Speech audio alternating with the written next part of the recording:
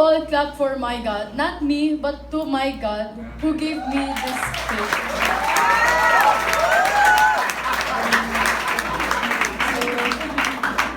Para po doon sa mga hindi nakakakilala sa akin, I am Mika Isabel F. Abuda, 12 years old. Hindi po halata. So tonight we were given the topic of faith. And when we were given this topic, I asked God, Lord, what do you want to reveal to me? Yes. Hi. Since today is our family empowerment, God told me to preach about the legacy of faith, passed on from generation to generation. Sorry po. I know faith, nasabi na po natin from the other preachers po, what faith is. Well, before ko po ma-explain kung ano po yung legacy of faith, passed on from generation to generation, ano nga po ba tong legacy na to? So, what is faith? So, let us read Hebrews 11 verse 1. I think, alam natin po lahat to. Now faith is the assurance of things hoped for, the convictions of things not seen. In other versions, it says, it is the evidence of things we cannot see. So, I would like to use an example. Pag bumibili ka po ng chicken empanada. So, for example, I want to buy chicken empanada. So, I would go to the store and ask the store clerk for chicken empanada. So, pag bumili ka po neto, you will not think it's not beef empanada. No, because if you think about that, you do not have faith. Alam mo na nga po binili mo na, sinabi mo na chicken empanada. So,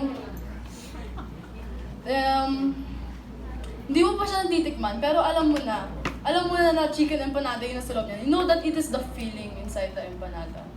And that's what we call faith. That's what we call faith. Hindi mo pa siya nakikita, hindi mo pa siya natitikman, pero alam mo na yan yung nasa loob niya. Amen! So, masarap lang po sa example na it's been around 3 days since last na nakakain po ako ng maayos.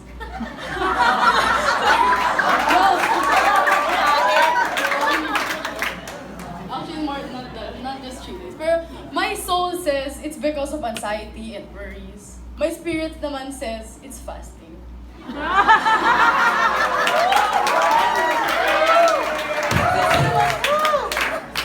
Tapos yung kaya hindi pa ako masyado nakakain, sabi naman po ng physical body ko, finally. So hindi na ako po nakakain, sabi ng family, may break na rin ako, finally. So anyways, back to my point. So now, in the Bible, the men of faith in the Old Testament, like Moses, Noah, David, Abraham, they all faced trials brought by the world, and all were victorious and saved because of their strong faith in God. So, ano nga bang faith? Ano bang nagagawa ng faith pag meron kang faith sa Panginoon? Meron kang kanta, di ba? Pag meron kang faith, you believe in God. You trust in God. Na kahit anong mangyari, kung may faith ka sa Panginoon, dumating man, kahit wala ka nang makain, wala ka nang matira, kung may faith ka sa Panginoon, hindi mawawala yung hope mo. Because you have faith in God. Amen. Kaya nga po sa kanta, there is a miracle when you believe, reach out your hand, touch His presence once again. So isa pa pong kanta, para yun, kay Maya. Okay lang, bilang ko. Meron nga pong kanta, di ba? Through you, I can do anything. I can do all things. Praise you gives me strength. Nothing is impossible. And the verse po, I'm not gonna live by what I see. I'm not gonna live by what I feel. Ganyan po pagdating sa faith, di ba? Nakita mo ba ang faith? Nararamdaman mo ba yan? Hindi. Because in faith, you trust in a God that you cannot see.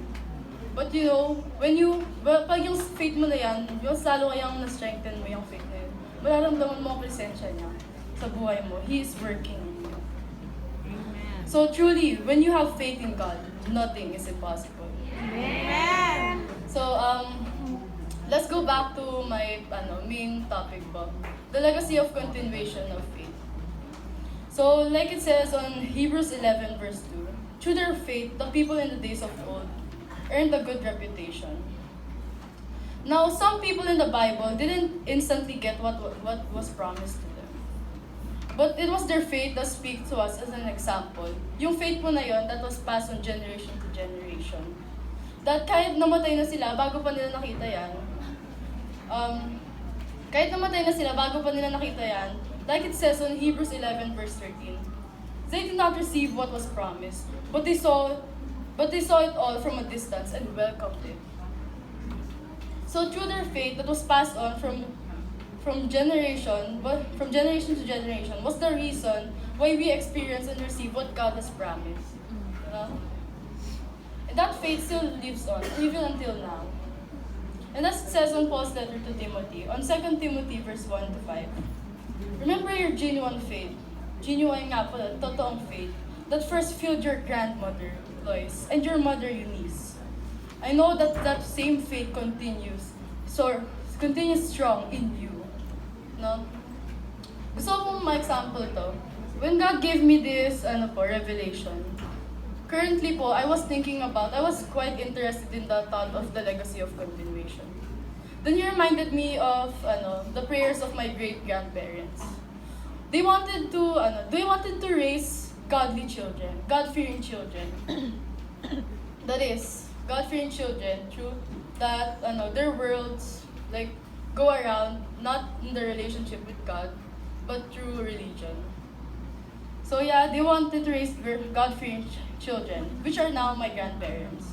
Then my grandparents prayed for a son that is also a servant of God. Well, my grandma gave birth to 2 girls. Wow. But God did not fail to answer her promise. God answered her prayers. Her eldest daughter married a preacher. Not only is he a servant of God, but he was an honorable son to his parents and to his wife's parents. Wow. I'm referring to my mom po and my dad. Okay, so in between that, then to my family, a testing of faith came. But my parents remained faithful to him. You know what reward he gave us? It was a trip. A trip to a place that's better than Boracay and anything else. It was a trip where our breakthrough is waiting for us. Wow. Amen. Now, it's not about religion anymore. You know, it's not religion anymore. What we're focusing now is our relationship in our God. Then, to my parents' children, which are me and my sister. Testing came and is still occurring, like right now. But the faith didn't stop when my family received our breakthrough. Actually po, nung na-receive na namin yung breakthrough na yon, our faith continued to increase and increase. It became stronger. Our foundation in God became stronger, di ba? Now, my parents are pastors. My sister preaches in one of our life groups. And I am preaching in front of all you right now.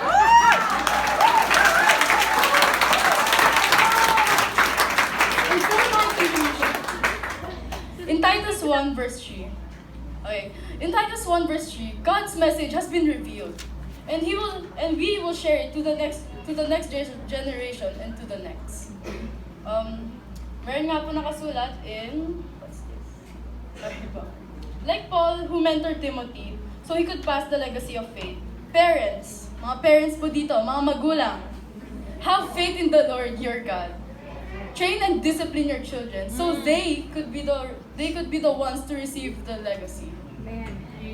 And next naman po, for the children, tayong mga children, prepare to receive the legacy of faith. For it says on 1 John 5 verse 4, for every child of God defeats this evil world, and we achieve this victory through our faith. Nung pinasan po sa akin yung legacy na to, na makapagsalita po sa inyo lahat, okay, did I expect it? No. Kasi na-expect ko po kay ate po ibigay, since she's the eldest. Did I want it? No. I'm honored to have it.